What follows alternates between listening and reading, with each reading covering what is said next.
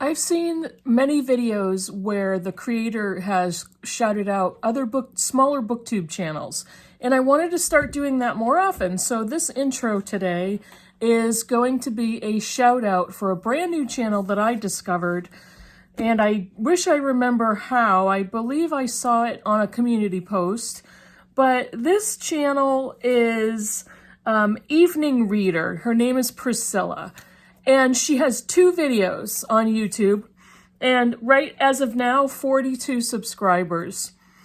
She put up a booktube newbie tag you should all go and watch because she had me giggling through the whole thing. And the fun thing is, much of her book taste is similar to mine, so I could relate to a lot of what she said. She sounds really kind and smart and funny, so I highly encourage you and I strongly urge you to go and check out her channel. The link is below.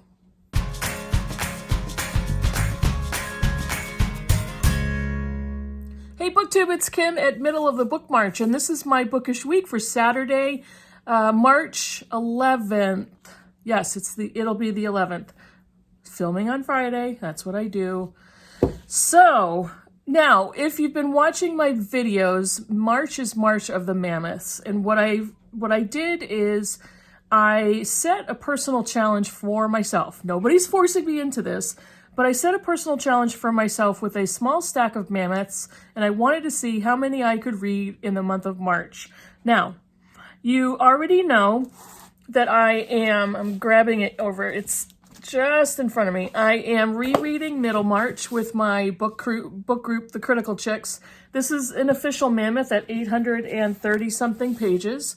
Mammoths are considered 800 pages or more. So this is ongoing, and I'm loving that reread for sure. And then I had a stack of four other mammoths that I was going to see, can I get through them all in a month? Just for the fun of it. It's nothing, just for a personal challenge. I'm not trying to I'm not trying to boast about how much reading I can get done or whatever. But so far it's been kind of fun and exciting. So I did finish one already. And I'm going to talk about that one first because I want to end this video on a positive note. I finished A Day of Fallen Night by Samantha Shannon. Now, if you can see over there, I have her first book, The Priory of the Orange Tree, over there. There it is.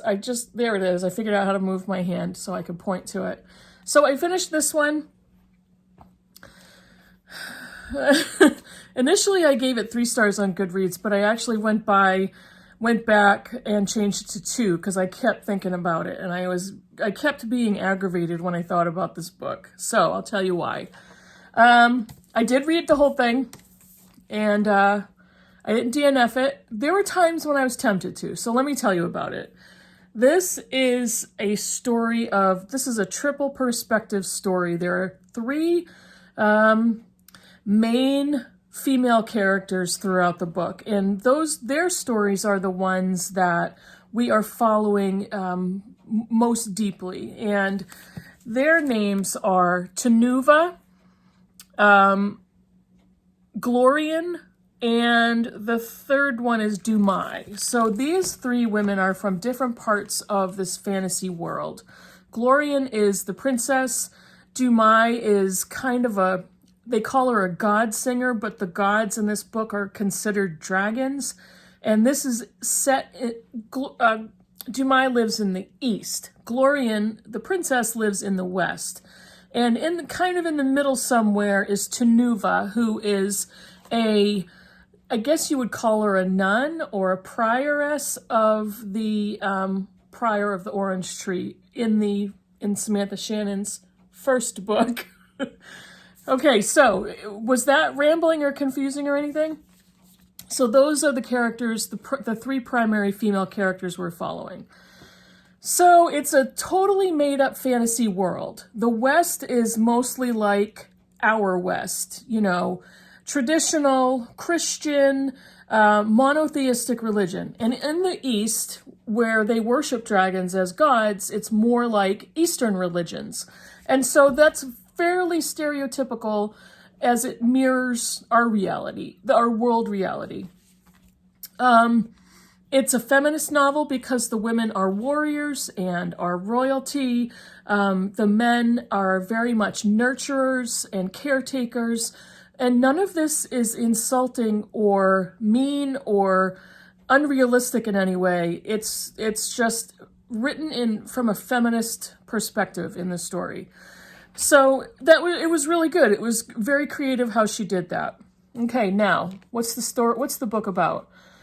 It's about dragons. It's about dragons. The orange tree is magical, and it kind of enhances the magic that the women have in themselves, who are the caretakers, the prioresses, or the nuns of the orange tree, of the priory. There is kind of a cataclysmic event where the dragons start awakening.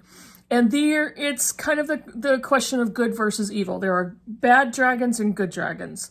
The bad ones are basically trying to make a burnt, what's that word I'm looking for? Scorched earth of the world. They're trying to just destroy it. And the good dragons are the gods who are there to defend humans and so on and so on. So, like I said, it's all a fantastical world. There are so many proper names of people, of cities, of mountains that is so overwhelming that and some of them are very similar, extremely overwhelming to remember them all, to tie them all together, to remember who belongs to which family, who's from the east, who's from the west. There's a lot. And because the book is so long, there's a lot of time. And she also has a glossary and an index in the back of the book. She's got maps in the front. So there's a lot of tools there for the reader to kind of get on track. But this book is overly long for the sake of being long. It doesn't need to be this long and convoluted. There are slow parts. There are more fast-paced parts. One of the things that bothered me the most is there's a lot of journeys that a lot of these characters go on, a lot of traveling that they have to do. Some of the characters' traveling is wrapped up in a paragraph or a page. Other characters' traveling takes place over several chapters. And there's no consistency to what we're reading. When one character arrives at the destination and somebody in the story says, okay, we actually need you to turn around and go to this place, or we need you to turn around and go back from where you came from to send them a message. And it's like, all right. And that happens more than once. It happens several times. And it's like, well, wait a minute. And each of the three characters are interlinked in some way. There's sometimes it seems too coincidental that their stories start to converge, they start to overlap. And there is a reason for that. There's a lot of preachy understory in the book. She talks about a pandemic that's crossing borders. She talks about reproductive rights. She talks about LGBTQ characters. There's all different sexualities and genders throughout the book, and there's nothing discussed, there's nothing talked about. It's just assumed that everything is exactly as it should be. So that was kind of refreshing. We didn't need to read into any conflict, any persecution for those reasons. There's religious persecution. So those are interesting storylines. But like I said, the pacing is off. You know, this journey, that journey, all over the world. It's hard for me to describe because in a book this long, you kind of want to have, ups and downs and plot and then points of transition and points of rest. And then it goes back and forth.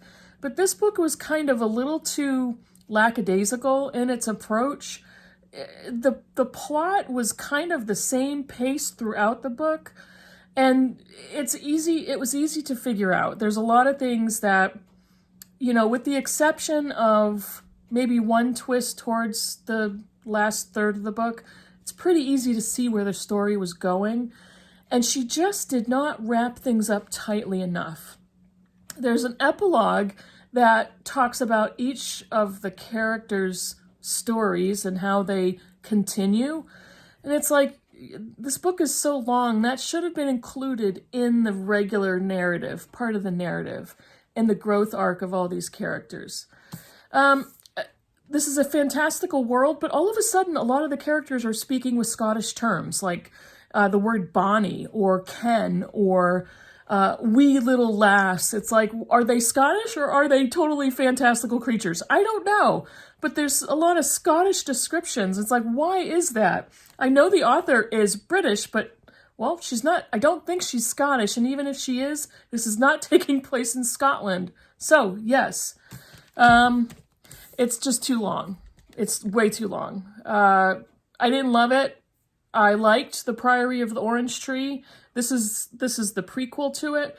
It's long for the sake of being long, and it needs to be cut down, in my opinion. There could have been quite a bit of editing that would not have detracted from this book at all. It got me to finish it. I finished it. I didn't DNF it, but it was disappointing.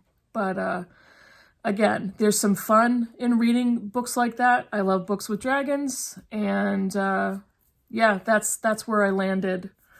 By the time I'm filming this, when I'm almost done with this particular book, and by the time it's posted, I will be done with it. This is The Glass Hotel by Emily St. John Mandel. Now, The Sea of Tranquility, which comes after The Glass Hotel, is the book that we picked for our Critical Chicks book club at the end of March 31st. And I started reading it. And then I realized that there are carryover characters or references to characters from The Glass Hotel. So I put this one on pause and I picked up this one because I wanted to, you know, they're not really required to read them in order, but it's helpful. So some of the characters in this book are going to spill into this one. So I'm done with The Glass Hotel, and I really enjoyed it. I was a little nervous about this one because there's all different reviews out there. Some people love it. Some people are like, no, it was just okay, or no, it was disjointed. I didn't think so at all. I actually really enjoyed St. John Mandel's writing, or Mandel's writing. Let's call her Mandel. I think that's the last name is just Mandel. I'm off track. But I really enjoy her writing. And I love the characters. I loved how she kind of walks us through each character's background, how she gets the reader to approach each of the characters and take a look at what they're doing and why. She makes it easy for the reader, for us, to understand their motivations and why they're making the choices they're making. And I'm really enjoying the story. She's got connections everywhere, which I really like. And there's an event that happens in the beginning of the book that is not really explained, but has more of a revelation as to, oh, now I understand why that earlier event was so kind of important in marking time. So I'm really liking this book, and I liked the book because I will be done by the time you're watching. So I'm really looking forward to this one. I got about a fifth of the way through this book, and honestly, I think I was liking this one more than The Glass Hotel, so I'm really looking forward to jumping right back into this one and finishing this, because I have a feeling I'm really going to love that one. That's what I finished. So Middlemarch is still ongoing. What else am I going to have ongoing, or what else do I have ongoing? I'm going to be picking up the Sophocles collection, and Shelly Swearingen is doing kind of a video read-along. She's going to be reading these 3 plays through the month of March, possibly a little into early April, and she's going to be doing a video series. So it's not really a discussion read-along, but I wanted to kind of read in parallel with her because I wanted to watch the videos. But this is the 3 Theban plays, Antigone, Oedipus the King, and Oedipus at Colonus. So this weekend I'm going to start reading Antigone, and I'm really looking forward to that. I have never read these. I have never read Sophocles, so that's actually, I think, going to be fun for me. What am I going to read for my Mammoth next week? Well, because the last Mammoth I read was a giant hardcover and super heavy, I'm going to read a paperback, and I'm going to start with Don DeLillo's Underworld. I am giving myself the 100% freedom to DNF it if I really don't like it, to DNF it early, or to enjoy it. I don't know what's going to happen. I have no expectations of this book, but it's an awesome paperback copy. So I'm going to start this one probably late in the weekend. What else do I have going on? I went book shopping last weekend. I think I had a return to do at Barnes & Noble, and I have to be honest, I don't love Barnes & Noble, but it's there. I don't have a lot of other book stores around me within half an hour or so. I have some used shops that I like to go to, but I was in Barnes & Noble, and I picked up a book, and I blame Heidi for this. She sold me on it because I wasn't necessarily going to read it, but I was in the store, and they had an entire table display of this one book. And I was literally just standing in front of it, just kind of looking, and I started to reach my hand to grab a book to kind of read The Dust Jacket, and two women were walking by at exactly that moment, and they both looked at me and said, "That book was fantastic, you have to read it." And I'm like, all right. So the encouragement was coming from all different sides, and this is Lessons in Chemistry by Bonnie Garmis. So Heidi's review of this book sold me because I wasn't really going to pick this up anytime soon. Maybe in the future, if I found it at a good price, I would have picked it up. But I did it. And I hope to read it sooner rather than later because I've heard from every different direction that it's a really good book. And I'm looking forward to finding out what the actual story is.